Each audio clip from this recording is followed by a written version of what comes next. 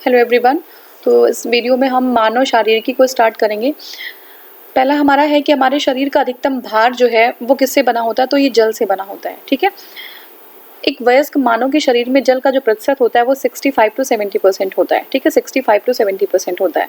तो कभी कभी लोग क्या करते हैं कि फास्टिंग करते हैं तो उस टाइम जो है जल जो वाटर होता है वाटर नहीं लेते हैं, इंटरनल जो एक्सटर्नली वाटर लेना होता है वो नहीं लेते हैं। तो उससे लगता है कि हमारे बॉडी में वेट कम हुआ है, लेकिन श्रिंक बॉडी नहीं दिखती है। बॉडी जो है वेट, आप वेइंग मशीन में जाएंगे तो वेट तो कम दिखाएगा, बट बॉडी आपकी श्रिंक नहीं होती है, क्योंकि ये आपका जल का जो है वाटर लॉस हो जाता है। और वाटर लॉस होने से बहुत सारे न्यूट्रिएंट्स होते हैं वो भी लॉस होते हैं, तो ये हमारे बॉडी के लिए हार्मफुल होता है। ठीक है, नेक्स्ट हमारा है, देखिए सोडियम लौ सोडियम, ऑक्सीजन और आयोडीन में मानव शरीर में सर्वाधिक प्रचुर मात्रा में क्या पाया जाता है, तो ये ऑक्सीजन होता है जो मानव शरीर में सबसे ज्यादा पाया जाता है। लोहा, सोडियम, फास्फोरस, कैल्शियम में मानव शरीर में अधिकतम मात्रा में पाया जाने वाला है वो कैल्शियम है। ठीक है, वयस्क मानव में होती है 206 हड्डियां। ठीक है, 206। और एक बच्चे में कितनी हड्डी होती है, आप मुझे कमेंट सेक्शन में बता सकते हैं। मानव कंकाल में अब तक ज्ञात हड्डियों की संख्या कितनी है, 206 है। 20 वर्ष की आयु पर मानव शरीर में हड्डियों की संख्या कितनी होती है, 206, क्योंकि वयस्क हो चुके होते हैं। मानव शरीर में सबसे छोटी हड्डी कौन सी होती है, स्टेपीज होती है, कान की सबसे छोटी हड्डी होती है वो। ठीक है, मानव शरीर में लघुतम हड्डी कहाँ पाई जाती है, देखिए यहाँ पे दिया भी हुआ है, कान में पाई जाती है ये। ठीक है, मानव शरीर की खोपड़ी में कितनी हड्डियां होती है, सब एग्जाम में आते हैं। मानव शरीर की खोपड़ी में कितनी हड्डियां हैं, 28 है ना, 28 हड्डियां होती हैं। तो ये जो है इसमें हाईऑइड सहित जो 29 होती है, लेकिन हाईऑइड को छोड़ दें हम तो 28 हड्डियां होती हैं, 28 आप लिखेंगे। Magnesium chloride, calcium carbonate, magnesium phosphate और सोडियम क्लोराइड में वह लवण जो मानव हड्डियों में सर्वाधिक मात्रा में पाया जाता है। तो देखिए कैल्शियम फास्फेट जो है, कैल्शियम क्लोराइड मत लिखिएगा, कैल्शियम फास्फेट जो मानव जो है हड्डियों में सबसे ज्यादा पाई जाती है। मनुष्य के शरीर में पसलियों के जोड़े होते हैं, तो कितनी होती हैं, कितनी जोड़ी पसलियां होती हैं, तो 12 जोड़ी पसलियां होती हैं। खोपड़ी में कितनी हड्डियां होती हैं, 28 होती हैं। वयस्क मानव में कितनी हड्डियां होती हैं, 206 होती हैं। मनुष्य के शरीर में पैर की हड्डी ठोस होती है, सबसे छोटी हड्डी स्टेपीज होती है जो कान में होती है। और जो पैर की हड्डी होती है वो क्या होती है, ठोस होती है। शल्य क्रिया में ऑर्थोप्लास्टी, ठीक है, क्या है ये, कूल्हे के जोड़ का प्रतिस्थापन, हिप जॉइंट रिप्लेसमेंट को ऑर्थोप्लास्टी कहते हैं। ठीक है, कशेरुकी रज्जु यानी कि स्पाइनल कॉर्ड से निकलती है क्या, 31 पेयर्स की तंत्रिका तंत्र। ठीक है, 31 पेयर की तंत्रिका निकलती है, 31 जोड़ियां तंत्रिका निकलती हैं, कहाँ से, स्पाइनल कॉर्ड से। और वो कहाँ पे जो है कनेक्ट हो जाती है, जैसे मान लीजिए हमारा भी स्पाइनल कॉर्ड है। ठीक है, तो यहाँ से 31 जोड़ी तंत्रिका निकलती है और ये हमारे जो हेड रीजन है तो हेड में जाके ज्वाइंट हो जाती है। ठीक है, तो एक स्वस्थ मनुष्य एक दिन में जो है जो टॉयलेट करते हैं वो 1.5 लीटर होता है। ठीक है, 1.5 लीटर होता है।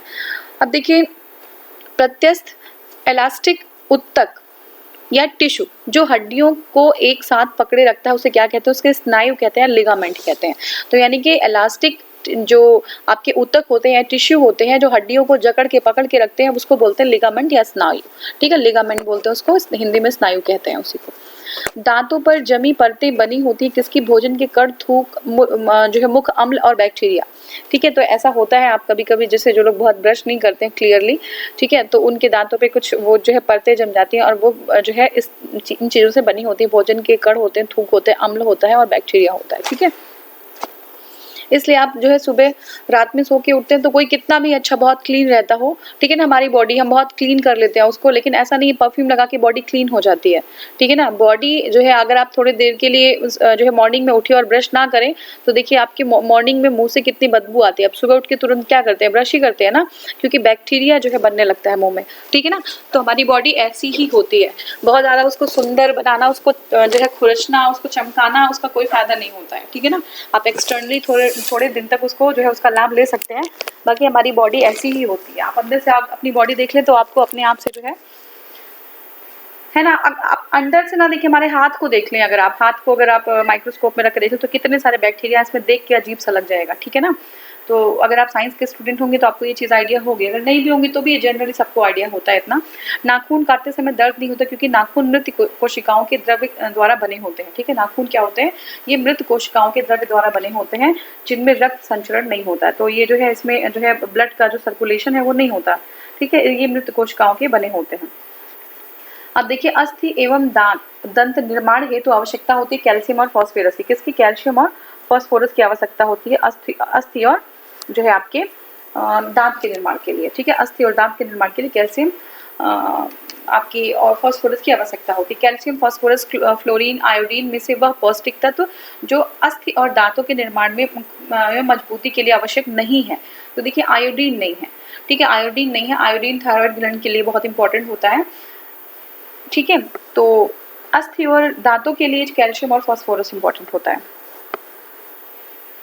देखिए मनुष्य के जीवन काल में 2 बार विकसित होते हैं कि 20 दांत। 20 दांत ऐसे होते हैं जो 2 बार विकसित होते हैं। अस्थि, दंतवल्क, डेंटिन और सीमेटस में से हमारे शरीर का सबसे दृढ़ भाग कौन सा होता है? तो दंतवल्क जो होता है, ठीक है।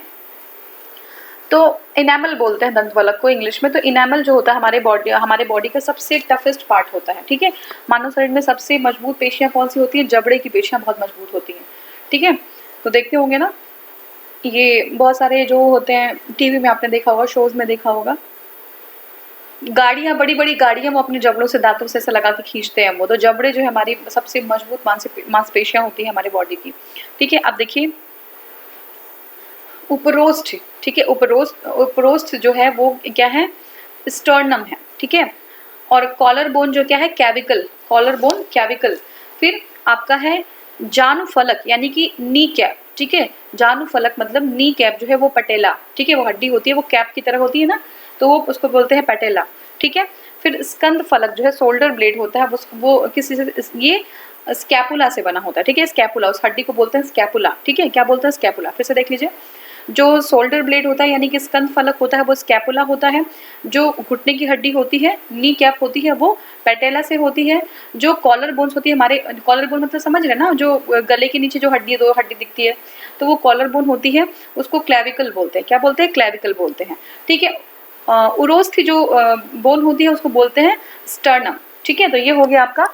अब देखिए मस्तिष्क जिम्मेदार किसके लिए है? वो जिम्मेदार है सोचने के लिए, हृदय की गति नियंत्रित करने के लिए और शरीर के संतुलन के लिए, ठीक है, शरीर के संतुलन के लिए। तो इसलिए हार्ट का रिस्पॉन्सिबिलिटी नहीं होता इसमें कि गति को नियंत्रित, वो हमारा ब्रेन होता है जो रिस्पॉन्सिबल होता है उसको कंट्रोल करने के लिए, ठीक है, ब्रेन की रिस्पॉन्सिबिलिटी होती है, ठीक है। अब नेक्स्ट हमारा है रिफ्लेक्स एक्शन का जो नियंत्रण केंद्र है वो क्या है? तो स्पाइनल कॉर्ड है। जितने भी एक्शन, रिफ्लेक्स एक्शन होते हैं वो कंट्रोल होते हैं स्पाइनल कॉर्ड से। ब्रेन मत लिख दीजिएगा। मानव के मस्तिष्क में स्मरण क्षमता होती है सेरेब्रम में, ठीक है। सेरेब्रम जो पार्ट होता है ह्यूमन बॉडी जो है ब्रेन का, सेरेब्रम पार्ट में जो है स्मरण की क्षमता होती है, जो है याद करने की क्षमता होती है। फर्टिलाइजेशन की क्रिया क्या होती है? फर्टिलाइजेशन जो है की क्रिया होती है ओविडक्ट में। कहाँ पे? अंडवाहिनी में, ओविडक्ट में। ओविडक्ट में जो है फर्टिलाइजेशन होता है स्पर्म और ओवा का, ठीक है। कहाँ पे? ओविडक्ट में। मानव शरीर का वह भाग जहाँ पे शुक्राणु डिंब को निषेचित करता है वो है डिंब वाहिनी नली, ठीक है, उसको डिंब वाहिनी नली बोलते हैं। नेक्स्ट हमारा है मादा जनन पथ में पहुंचने के पश्चात मानव शुक्राणु अपनी निषेचन क्षमता सुरक्षित रखते हैं कितने दिन तक के लिए? 1 से 2 दिनों के लिए, ठीक है। 1 से 2 दिनों के लिए जो स्पर्म्स होते हैं उनकी जो है फर्टिलाइजिंग जो कैपेसिटी होती है, एबिलिटी होती है, वो 1 से 2 दिन तक चलती है। मानव भ्रूण का हृदय स्पंदन करने लगता है तो अपने परिवर्धन के चतुर्थ सप्ताह में, ठीक है। अब 4th जो है वीक में, 4थे वीक में जो मानव जो है ह्यूमन बीइंग होता है उनका जो भ्रूण होता है, ठीक है ना, वो जो है उसकी हार्ट बीट स्टार्ट हो जाती है। वह कला जो परिवर्धनशील भ्रूण को शुष्कन से रक्षा करती है उसको कहते हैं उल्व, या इसको एमनियॉन कहते हैं। एमनियॉन मतलब वह एक कला मतलब क्या होता है? झिल्ली, एक झिल्ली होती है जो परिवर्धनशील भ्रूण के से शुष्कन की रक्षा करती है, उसको एमनियॉन बोलते हैं, एमनियॉन लेयर होती है, ठीक है। स्तनधारियों में श्वसन होता है फुफ्फुस यानी फेफड़ों से, ठीक है। स्तनधारियों में श्वसन कैसे होता है? फुफ्फुस से। श्वसन क्रिया में वायु के जिस घटक की मात्रा में कोई परिवर्तन नहीं होता वो क्या है? नाइट्रोजन, ठीक है। श्वसन क्रिया में वायु के जो है नाइट्रोजन गैस में कोई जो है परिवर्तन नहीं होता। एक स्वस्थ व्यक्ति का हृदय 1 मिनट में औसतन कितनी बार धड़कता है? तो ये जो है 72 से 75, 72 to 75 टाइम्स जो है वो बीट करता है एक जो है मिनट में, ठीक है। अब देखिए हृदय आराम करता है 2 धड़कनों के बीच, ठीक है, 2 बीट होती हैं, ठीक है ना। 2 धड़कने जो है 2 होती है ना, डप डप की आवाज आती है ना, तो डपलप की आवाज आती है, तो 2 धड़कनों के बीच में जो टाइम होता है उसी में जो है हृदय हमारा वो जो है रेस्ट करता है। अदरवाइज हृदय रेस्ट करने लगा तो ह्यूमन बीइंग तो फिर नहीं एग्जिस्ट कर पाएगा ना, मर जाएगा वो। तो हृदय उसी टाइम में जो है रेस्ट कर लेता है। सीने में दर्द, पसीना, जी मचलाना, बाहों में दर्द और झंझनाहट तथा गांठों में दर्द में से वह लक्षण जो हृदयघात, हार्ट अटैक से संबंधित नहीं है। तो देखिए टांगों में दर्द संबंधित नहीं है। बाकी अगर आपके चेस्ट पेन हो रहा है, पसीना जो है आ रहा है, मचला रहा है ना, बाहों में दर्द हो रहा है, झंझनाहट फील हो रहा है, तो ये जो है आपका हार्ट अटैक का सिम्टम हो सकता है। ठीक है, ये चीज़ हो गई। अब देखिए हृदयघात का सटीक लक्षण क्या है? जी मिचलाना, तेज पसीना आना और सीने में तेज दर्द होना। मानव हृदय में होते हैं 4 कक्ष। ठीक है, 4 कक्ष मानव हृदय में होते हैं। और आप मुझे बता सकते हैं कि बर्ड्स में कितने कक्ष होते हैं, बर्ड्स के हार्ट में कितने कक्ष होते हैं? ठीक है, अब देखिए हृदय स्पंदन एक विद्युतीय तरंग द्वारा निष्पादित होता है जो उपजती है हृदय में।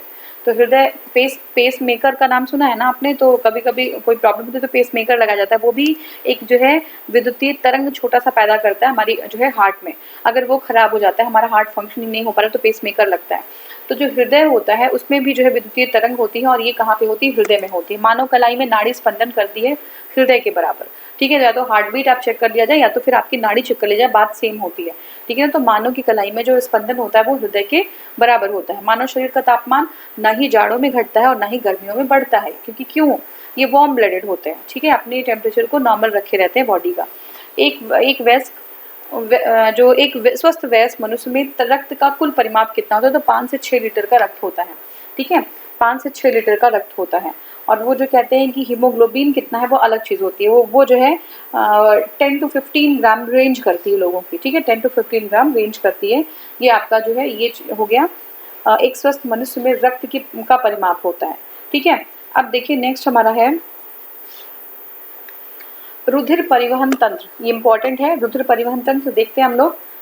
तो देखिए रक्त जो है क्या है? एक संयोजी उत्तक है। रक्त क्या है? एक संयोजी उत्तक है। हीमोग्लोबिन क्या है? मानव रक्त में पाए जाने वाला पदार्थ है। रुधिर वर्णिका या हीमोग्लोबिन से संबंधित निम्नलिखित तथ्यों पे विचार करिए। इसमें लौ होता है, बिल्कुल होता है। हीम मतलब होता है ये लौ।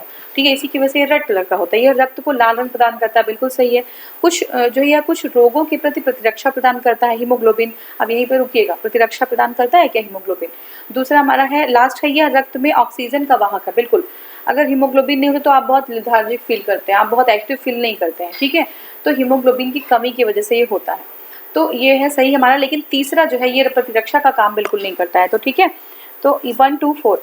अब देखिए शरीर में हीमोग्लोबिन का कार्य क्या होता है? ऑक्सीजन का परिवहन। जो ऑक्सीजन होता है वो संचारण जो करता है हीमोग्लोबिन। वह प्राणी जिसके जीव द्रव्य में हीमोग्लोबिन का विलय हो जाता है वो है केंचुआ। ठीक है, तो केंचुए में जो है हीमोग्लोबिन का विलय हो जाता है। ठीक है, प्राणी जो है वह प्राणी जिसके जीव द्रव्य में हीमोग्लोबिन का विलय हो। हमारे जीव द्रव्य अलग है और हीमोग्लोबिन, लेकिन यहाँ पे केंचुए में है कि जीव द्रव्य में ही, ठीक है, प्रोटोप्लाज्म में ही हीमोग्लोबिन जो है वो मिक्स हो जाता है। रक्त में लाल रंग होता है किसकी? हीमोग्लोबिन के कारण होता है। रक्त में आरबीसीज का रंग जो होता है हीमोग्लोबिन के कारण होता है। रक्त का शरीर में कार्य क्या होता है? सारे शरीर से ऑक्सीजन को पहुंचाना। मानव का औसत रक्तचाप कितना होता है? 120 से 80। कितना होता है? 120 to 80। ठीक है, औसत होता है 120 to 80, है ना। अब देखिए हमारा क्या है, रक्त दाब का मापक यंत्र होता है स्फेग्नोमैनोमीटर। क्या होता है? स्फेग्नोमैनोमीटर होता है ना। आप कभी जाते होंगे किसी के साथ, तो जो है घर में कोई होगा जो एजर हो या किसी को ऐसी समस्या तो होती है अब आजकल, तो वो स्फेग्नोमैनोमीटर आपके हाथ में बांध दिया जाता है, और जो है या तो फिर इलेक्ट्रॉनिक होता है तो उसको बटन प्रेस कर देते हैं और फिर वो जो है कसने लगता है हाथ में। ठीक है, कस जाता है। या फिर एक छोटा सा पंप होता है जिसको दबाते रहते हैं।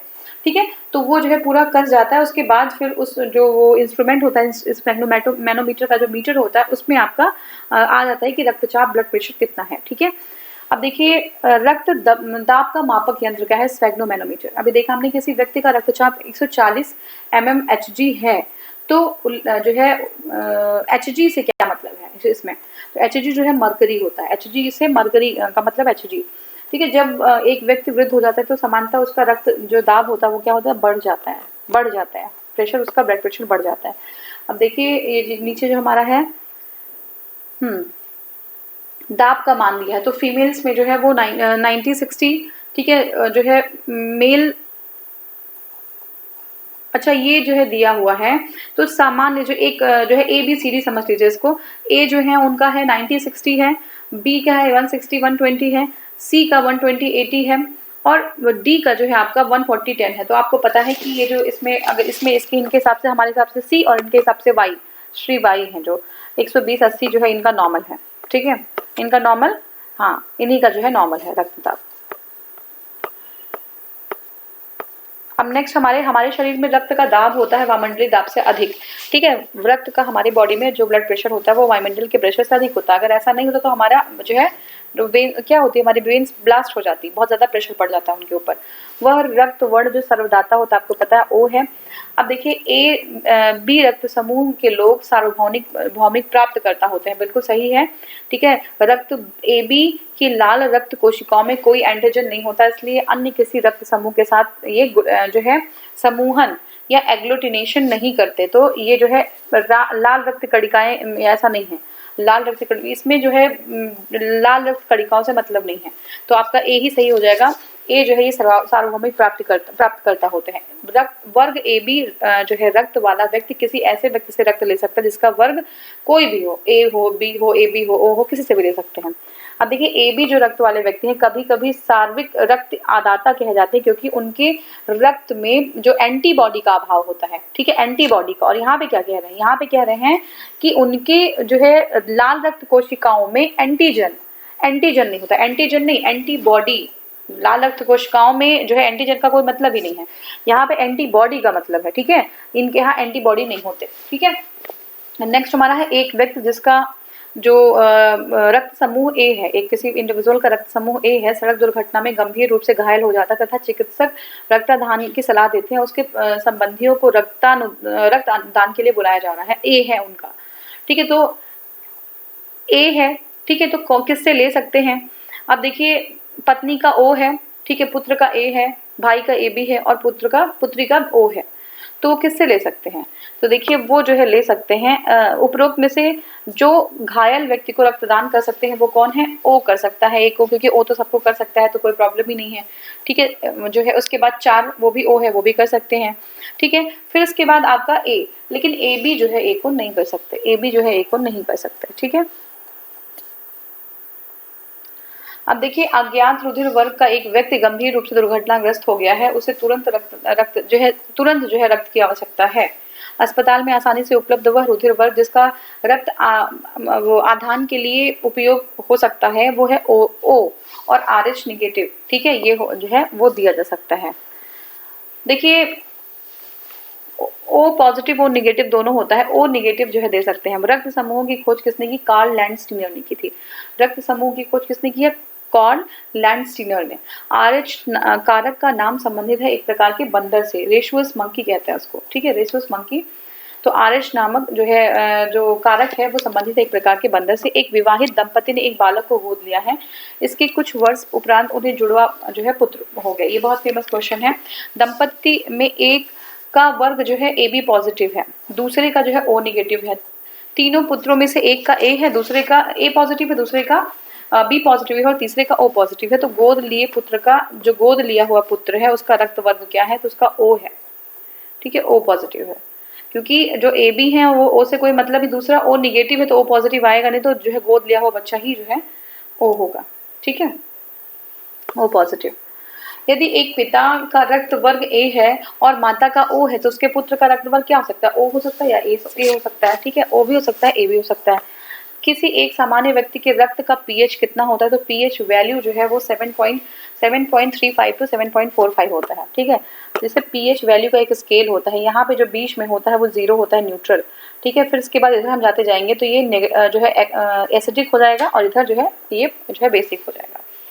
तो 7 के उधर चला गया तो एसिडिक हो जाता है। यहाँ पे 7 होता है, एक्चुअली वो 7 होता है, 7 के उधर चला जाएगा तो एसिडिक, और फिर 7 से कम हो जाएगा, मतलब 1 2 3 4 बिलो 7 ये बेसिक हो जाता है। ठीक है, तो ये जो है pH लेवल होता है। और ब्लड तब क्या है? ब्लड एसिडिक है। ठीक है, तो ये जो है 7.35 to 7.45 है। रक्त का मान pH होता है लगभग 7.45। ठीक है, 7.45। तो एक बार इसको देख लेते हैं।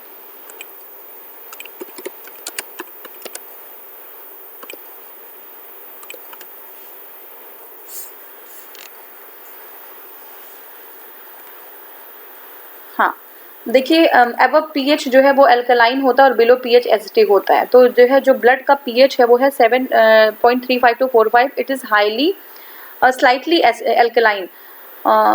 अल्कलाइन। तो इसके 7 के बिलो जो होता है वो मैंने आपको थोड़ा उल्टा बता दिया, आप ध्यान से एक बार फिर से मैं इसको क्लियरिफाई कर देती हूँ। देखिए 7 के बिलो जो होता है, देखिए यहाँ पे है बिलो 7 जो है एसिडिक होता है। ठीक है, बिलो 7 एसिडिक होता है। एक सेकेंड, इसी में मुझे लग रहा था कुछ मैं गलत बोल रही हूँ। देखिए बिलो 7 जो होता है, देखिए 7 से कम होता है, जो 7 से मान लीजिए 7 है और 7 से कम जितना भी है वो एसिडिक हो जाएगा, ठीक है, और 7 से ज़्यादा जितना है वो बेसिक हो जाएगा, ठीक है।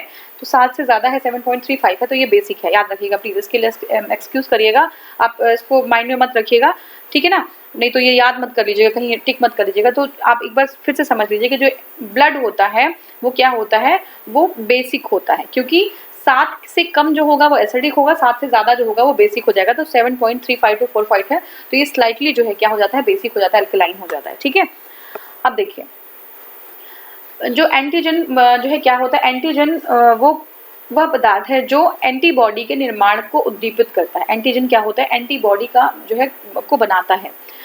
प्रतिजन ऐसा पदार्थ है जो प्रतिरक्षा तंत्र को प्रवर्तित करता है। प्रतिजन क्या है, प्रतिजन मतलब एंटीजन ऐसा पदार्थ है जो प्रतिरक्षा तंत्र को प्रवर्तित करता है। नेक्स्ट हमारा एंटीजन की मूल विशेषता क्या है, ये प्रतिरक्षियों के निर्माण को प्रेरित करते हैं। क्या है, ये प्रतिरक्षियों के निर्माण को प्रेरित करते हैं।